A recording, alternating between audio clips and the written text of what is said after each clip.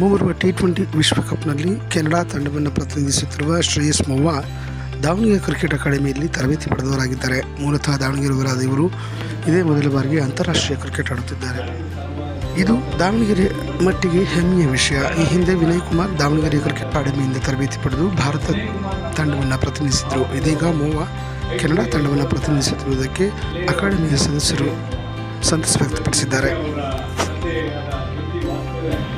ಹಾಗೆ ದಾವಣಗೆರೆ ಕ್ರಿಕೆಟ್ ಅಕಾಡೆಮಿಯ ಕೋಚ್ ಆದಂಥ ತಿಮ್ಮೇಶ್ ಅವರು ಕೂಡ ನಮ್ಮ ಜೊತೆಗಿದ್ದಾರೆ.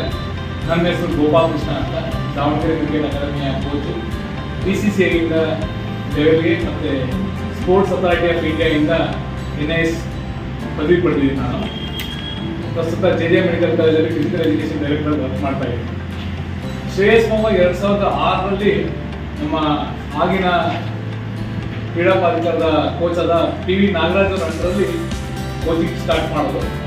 ಅವ್ರು ಆ್ಯಕ್ಚುಲಿ ಅವ್ರ ತಂದೆ ಆಸೆ ಪ್ರಕಾರ ಮೀಡಿಯಂ ಪೇಸರ್ ಬೌಲರ್ ಆಗಬೇಕಾಗಿತ್ತು, ಬ್ಯಾಟ್ಸ್ಮನ್ ಆಗಬೇಕಾಗಿತ್ತು. ಆದರೆ ಅವ್ನು ಇದ್ದಿದ್ದು ಆ್ಯಕ್ಟಿವ್ನೆಸ್ ನೋಡಿಬಿಟ್ಟು PV ನಾಗರಾಜ್ ಅವರು ಇವನಿಗೆ ವಿಕೆಟ್ ಕೀಪರ್ ಮಾಡಿದ್ರೆ ಅತ್ಯುತ್ತಮವಾಗಿರುತ್ತೆ, ಇವನು ಇನ್ನೂ ಎಬಿಲಿಟಿನ ತೋರಿಸ್ಬೋದು ಅಂತ ಅವನ್ನ ವಿಕೆಟ್ ಕೀಪಿಂಗ್ ಮಾಡೋದಕ್ಕೆ ಅವನಿಗೆ ಪ್ರೇರೇಪಿಸಿ ಅವನ ವಿಕೆಟ್ ಕೀಪರ್ ಬ್ಯಾಟ್ಸ್ಮನ್ ಆಗಿ ಮಾಡೋದು. ನಾನು ನೋಡಿದಂಥ one of the best batsman Tumakuru ಝೋನ್ಗೆ. ತುಮಕೂರು ಝೋನ್ ಅಂದರೆ ದಾವಣಗೆರೆ, ತುಮಕೂರು, ಚಿತ್ರದುರ್ಗ ಮತ್ತು ಬಳ್ಳಾರಿ ಬರುತ್ತೆ. ಈ 4 ಡಿಸ್ಟ್ರಿಕ್ಟ್ಗಳಲ್ಲಿ ಒಬ್ಬ ಅತ್ಯುತ್ತಮವಾದ ಒಂದು ಬ್ಯಾಟ್ಸ್ಮನ್. ನಾನು ಅವ್ನ ಮ್ಯಾಚ್ ಅಂಪೈರಿಂಗ್ ಮಾಡಬೇಕಾದ್ರೆ ಅವ್ನು ಬ್ಯಾಟಿಂಗ್ ಆಡೋದು ನೋಡೋದು ಒಂದು ಖುಷಿ ಆಗ್ತಾಯಿದೆ. ಸಾಕಷ್ಟು ಸೆಂಚುರಿಗಳು ಹೊಡಿದ್ದಾನೆ ಮಾಡಿದ್ದಾನೆ. ಹಾಗೆ 16, 19 ವಲಯ ಮಟ್ಟದಲ್ಲೂ ಕೂಡ ಅವನು ತುಮಕೂರು ವಲಯನ ರಿಪ್ರೆಸೆಂಟ್ ಮಾಡಿದ್ದಾನೆ. ಕರ್ನಾಟಕ ರಾಜ್ಯವನ್ನು ಕೂಡ ರಿಪ್ರೆಸೆಂಟ್ ಮಾಡಿದ್ದಾನೆ. ಅವನು ಇಂಜಿನಿಯರ್ ವೃತ್ತಿ ಹಾಗೂ ಕೆನಡಾ ಹೋದರೂ ಕೂಡ ಅವನಲ್ಲಿ ಕ್ರಿಕೆಟ್ನ ಅರಿವಿಲ್ಲ. ಅವರು ಕ್ರಿಕೆಟ್ನ ಸೀರಿಯಸ್ ಆಗಿ ತಗೊಂಡು ಸುಮಾರು ವರ್ಷಗಳಿಂದ. ಜೂನ್ 3ರಂದು ನಡೆಯಲಿರುವ ವಿಧಾನ ಪರಿಷತ್ನ ಪದವೀಧರ ಕ್ಷೇತ್ರದ ಚುನಾವಣೆಯಲ್ಲಿ ಕಾಂಗ್ರೆಸ್ ಅಭ್ಯರ್ಥಿಗಳನ್ನು ಗೆಲ್ಲಿಸಬೇಕೆಂದು ಪದವೀಧರರಲ್ಲಿ ಡಿ ಬಸವರಾಜ್ ಮನವಿ ಮಾಡಿದ್ದಾರೆ. ಕೆಪಿಸಿಸಿ ಸದಸ್ಯರಾದ ಡಿ ಬಸವರಾಜ್ ಅವರು ದಾವಣಗೆರೆಯಲ್ಲಿ ಸುದ್ದಿಗೋಷ್ಠಿ ಮೂಲಕ ಈ ಮನವಿಯನ್ನು ಮಾಡಿದ್ದಾರೆ. ಜ್ಞಾನದ ದೇವರು ಇದ್ದಾಗ ಸಂಸ್ಥೆ ಅಂತ ಕಡೆ ಹೋಗಿ ಇವರು ಗಲಾಟೆ ಎಬ್ಬಿಸಿ ಇಡೀ ವ್ಯವಸ್ಥೆನ ಹಾಳು ಮಾಡಿದ್ರು, ಶಿಕ್ಷಣ ವ್ಯವಸ್ಥೆಯನ್ನು BJP ಅವರು. ಈಗ MLC ಅಂದರೆ ಅದು ಬುದ್ಧಿಜೀವಿಗಳ ಒಂದು ಪರಿಷತ್ತು, ಭಾಳ ಜ್ಞಾನವಂತರು ತಿಳಿದಂಥವ್ರು ಅಲ್ಲಿ ಆಯ್ಕೆ ಆಗಬೇಕು. ಏನಾಗಿದೆ ಅನ್ನಲಿಕ್ಕೆ ಕಾರಣ ನಾಳೆ ದಿನ ಅಂದರೆ ಸೋಮವಾರ 3ನೇ ತಾರೀಕು MLC ಚುನಾವಣೆ ನಡೀತಾ ಇದೆ.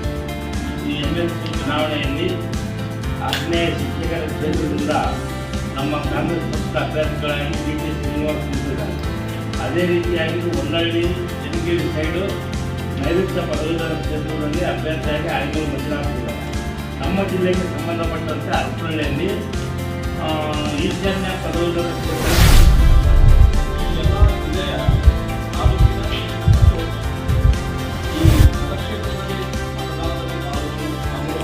ಜೂನ್ 3ರಂದು ನಡೆಯುವ ಪದವೀಧರರ ಕ್ಷೇತ್ರದ ವಿಧಾನ ಪರಿಷತ್ ಚುನಾವಣೆಯಲ್ಲಿ ಹೊನ್ನಾಳಿ ಮತ್ತು ನ್ಯಾಮತಿ ಭಾಗದ ಅತಿಥಿ ಉಪನ್ಯಾಸಕರು ಆಯನೂರು ಮಂಜುನಾಥ್ ಅವರನ್ನು ಬೆಂಬಲಿಸಬೇಕೆಂದು ರಾಜ್ಯ ಪದವಿ ಕಾಲೇಜುಗಳ ಅತಿಥಿ ಉಪನ್ಯಾಸಕರ ಹಿತರಕ್ಷಣಾ ವೇದಿಕೆ ಮನವಿ ಮಾಡಿದೆ.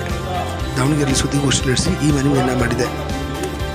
ಈ ಹೋರಾಟದ ಸಂದರ್ಭದಲ್ಲಿ ನಮಗೆ ಬೆಂಬಲವಾಗಿ ಯಾರಾದರೂ ಇದ್ದರೆ ಮನಸ್ಸುಗಳು ಪದವೀಧರ ಕ್ಷೇತ್ರದ ಚುನಾವಣೆಯಲ್ಲಿ ತಮ್ಮನ್ನು ಬೆಂಬಲಿಸಬೇಕು ಎಂದು ಪದವೀಧರರಲ್ಲಿ ನಟರಾಜ್ ಅವರು ಮನವಿ ಮಾಡಿದ್ದಾರೆ. ದಾವಣಗೆರೆಯಲ್ಲಿ ಸುದ್ದಿಗೋಷ್ಠಿಯಲ್ಲಿ ಮಾತನಾಡಿದ ಅವರು ಈ ಮನವಿಯನ್ನು ಮಾಡಿದ್ದಾರೆ.